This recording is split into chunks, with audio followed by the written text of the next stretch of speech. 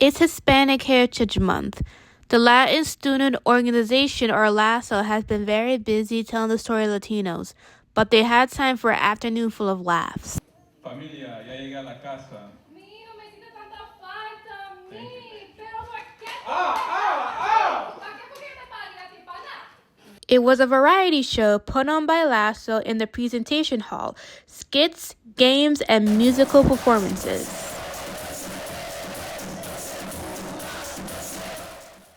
So Hispanic Heritage Month means a lot to me. It's a full month that celebrates my culture, my background, and all of the different things that I stand for.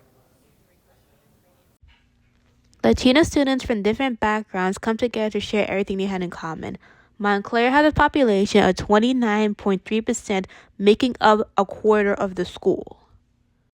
LASO President Matthew Salazar says events like this help bring the Latino community together. My future for this organization is to leave a legacy. That's what I've been saying since the summer, since this new e-board has come in. Everybody's pulling together all of their jobs, pulling together strings to make things happen. And I think we first started with the Hispanic Heritage Month ceremony, where we lifted our first banner, our first flag for Hispanic Heritage Month with the organization's name on it after a year hiatus from doing so. So I'm looking to create, alongside all of my e-board members, a legacy that will instill that LASO is doing its best to provide more of a culture on campus that embraces the Latino community and the culture. LASO historian Lisbeth Santana agrees and says having fun is also a part of it. My goal for tonight is for everybody to have a good time and have a really good laugh. My goal for the organization in the future is to make sure that the LASO memory always gets remembered, the history behind it, and as well the meaning behind it.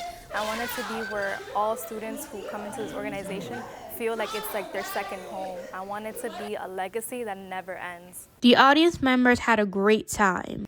I got a long-lost twin that I didn't know about for real.